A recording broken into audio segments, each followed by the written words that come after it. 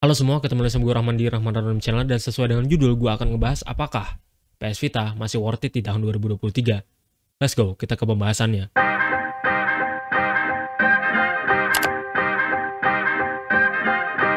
Oke, sebelum kita masuk ke pembahasan, gue akan memperkenalkan dulu apa sih itu PS Vita. PS Vita adalah konsol dari Sony PlayStation yang dikeluarkan atau diluncurkan pada tahun 2012. Jadi usianya sekarang kurang lebih 11 tahun. Dan PS Vita ini adalah penerus dari konsol yang sudah lama keluar, yaitu PSP. PlayStation Portable. Jadi ini adalah penerus dari PSP. Dan PS Vita ini sayangnya nggak terlalu laku di pasaran gitu. Ya gitulah. PS Vita memiliki dua seri, yaitu seri Fat dan juga seri Slim, atau lebih dikenal dengan seri 1000 dan juga seri 2000.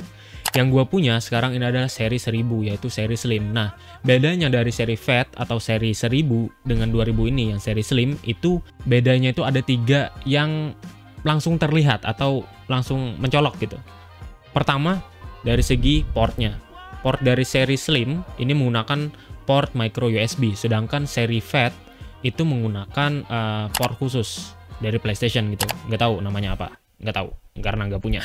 Lanjut ke perbedaan selanjutnya. Perbedaan selanjutnya itu terletak di panel layar. Panel yang digunakan. Untuk seri Slim, dia menggunakan LCD. Sedangkan untuk seri Fat, dia menggunakan OLED. Untuk dari segi warna, ya lebih bagus OLED. Tentu saja lebih gonjreng di sana. Hitamnya lebih pekat.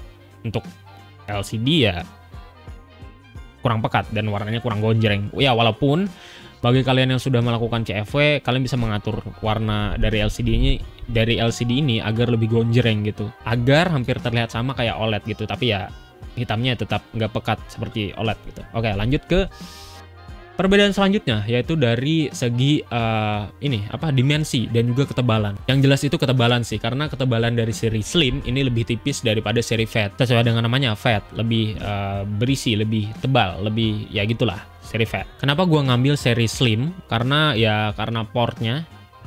Salah satunya sih karena portnya, dan juga karena seri Slim ini jarang banget kena GPU crash gitu, Karena seri Fat itu rawan dan hampir selalu kena GPU crash gitu. Ya di forum-forum luar banyak yang menderita GPU crash di seri Fat mereka. Ya karena itu gue takut GPU crash, jadinya gue milih seri Slim, karena seri Slim itu jarang terkena GPU crash gitu. Ya walaupun di seri Slim ini ada kekurangannya juga. Kekurangannya itu dari segi layarnya. Layarnya itu karena dia menggunakan LCD, dia rawan terkena Vignet di pinggir layar. Pojok kiri atas, pojok kiri bawah, pojok kanan atas, sama pojok kanan bawah. Nanti gue akan kasih tahu dan gue akan kasih tunjuk. Karena seri Slim gue ini atau PS Vita gue ini kena Vignet di pojok sisi layarnya gitu. Itu Pak kekurangannya, tapi ya masih bisa dinikmati kok. Cara untuk menanggulanginya untuk Vignet ini ya ganti layar. Nah, kalau layar kan itu masih bisa kita perbaikin gitu, karena kita tinggal copot aja gitu LCD-nya, kita ganti yang baru. Nah, kalau untuk GPU crash, dia karena yang kenanya itu prosesornya, otomatis ya lo harus ganti prosesornya, motherboardnya keseluruhan gitu. Dan gua ngasih saran ke kalian, kalau kalian mau beli PS Vita, gua saranin beli yang Slim aja gitu, karena portnya lebih mudah dicari, port micro USB, dan juga dia jarang terkena GPU crash. Ya walaupun layarnya bisa kena Vignet juga gitu, cuma ya layar bisa diganti aja gitu. Kalau GPU crash kan sama aja kalian beli PS Vita baru gitu. Itu aja sih untuk perbedaannya dari seri Fat dan juga seri Slim. Selanjutnya untuk pengenalannya, tentu saja PS Vita ini layarnya touchscreen. Touchscreen-nya beda, dia depan dan juga belakang. Nah, belakang ini touchscreen juga, dia bisa digunakan untuk memainkan game, dan juga touchscreen belakangnya ini berfungsi untuk L2 dan juga R3 di sini. Ya aneh kan ya walaupun aneh juga rasanya untuk L2, R2, L3, R3-nya di sini aneh gitu. Jadi gua ngeprogram supaya L2 dan R3-nya tuh itu di depan layar sini. Gua programnya kayak gitu. Soalnya di belakang ini gimana ya? Aneh gitu, rada aneh. Kecuali kalau kalian beli beli case yang khusus ada L2-nya gitu ya. Pokoknya ada tombol tambahan gitulah. Kecuali kalian beli itu. Cuma ya mahal juga sih yang kayak gituan ya. Di bagian bawah ada slot kartu memori 3,5 mm micro USB gitu. dan juga nomor seri gitu. Di bagian atas ada tombol volume up and down, ada slot cartridge dan juga tombol volume R1 L1 juga ada di sana. Oke, itu saja sih untuk mengenalan PS Vita menurut gua. Selanjutnya kita akan bahas masalah apakah PS Vita ini masih worth it di tahun 2023. Oke, gua akan langsung jawab aja, worth it asalkan PS Vita kalian di jailbreak gitu, atau di hijack, atau lebih tepatnya di CFW gitu, di Henkaku gitu. Intinya seperti itu. Jadi di sini gua akan cerita kalau kalian membeli PS Vita dan nggak di Henkaku atau nggak di CFW, kalian akan sangat-sangat frustrasi di sini. Frustrasi loh, pokoknya kalian bakalan geleng-geleng kepala dah dengan tingkah laku Sony. Kenapa? Pertama, kalau kalian nggak CFW, di sini PS Vita dia menggunakan kartu memori khusus di sini ya. Nih, ini adalah kartu memori PS Vita yang khusus gitu ya. Kalian bisa lihat di sini. Nah, kartu memori khusus PS Vita 8 GB. Nih, kartu memorinya khusus. Nih kalau kalian lihat di sini, lihat pinnya. Lihat pin kuningannya. Ini khusus, Pak. Dibuat untuk PS Vita. Dibuat khusus untuk PS Vita. Ini 8 GB, sangat-sangat kecil ya. Kalau PS Vita kalian nggak dihack, ya kartu memori ini aja yang bakalan kalian gunakan nih. Kalian bakalan pakai kartu memori ini aja untuk nyimpan game-game gitu di PS Vita kalian, kalau kalian nggak CFW gitu. Nah, kalau untuk kalian mau beli 64 GB itu harganya mahal. Mahal, 64 GB itu bisa 500.000, bayangkan loh. Itu Pak, kekurangannya. Kekurangan dari PS Vita ini, kalau kalian nggak CFW. Nah, kalau kalian CFW, kalian bisa menggunakan slot dari cartridge game, letakin game di sini. Kalian bisa gunakan untuk ngeletakin SD2 Vita, dan SD2 Vita kalian isi dengan kartu memori yang lumrah di pasaran, kayak SanDisk yang gue punya ini, 128 GB. Dan harganya lebih murah. Jadi 128 GB ini gue dapat berapa ya? Nggak sampai 200.000 atau 200.000 lah kemarin gue belinya. Nah, kalian cuma beli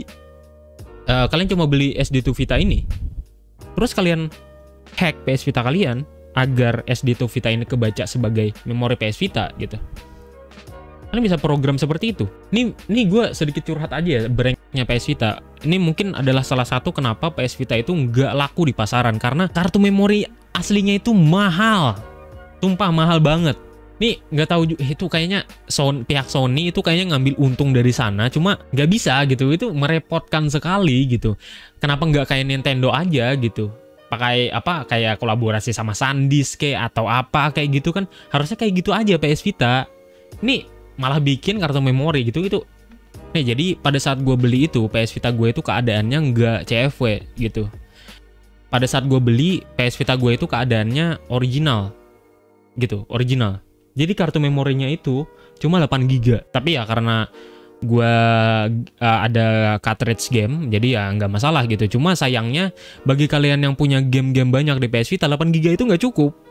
Kalau kalian nih beli 8 GB, beli game di PlayStation Store gitu kan, ya 8 GB itu nggak cukup. Game-game PS Vita itu rata-rata 1 GB, 2 GB, bahkan 3 GB gitu. Itu base gamenya aja, belum lagi full DLC atau full patch atau update, belum lagi tuh. Bahkan mungkin bisa sampai 5 GB gitu kalau full DLC, full update, dan juga sama base gamenya.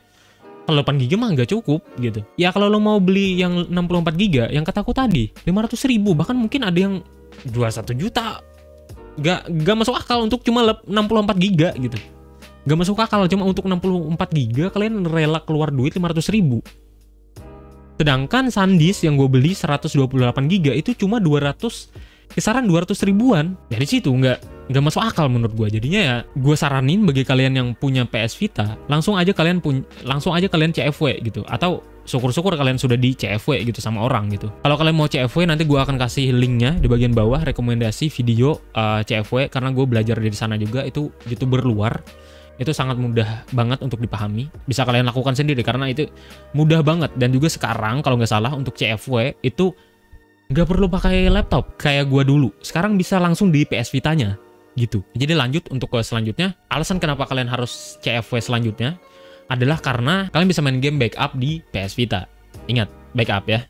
Backup. Jadi ya kalian bisa main game backup dari game PS Vitanya, PSP, PS1, game-game retro, contoh SNES, NES, Game Boy Advance, Game Boy Color, apa lagi ya? Oh ya, sekarang bisa main game Dreamcast loh di PS Vita via emulator tentu saja yang dibuat khusus untuk PS Vita. Kalian bisa main game PS1 yang bahasa Indonesia yang di patch sama komunitas di luar sana. Kalian bisa main game-game pakai cheat. Kalian bisa main game-game pakai cheat, game PS Vita pakai cheat. Kalian bisa main game-game emulator PS1, PSP pakai cheat tentu saja. Dan kalian bisa main game-game portingan di PS Vita. Contoh game-game portingan yang gue bisa sebut yang fenomenal di PS Vita. Bully, GTA San Andreas, bisa main game-game portingan dari PC, Coffee Talk.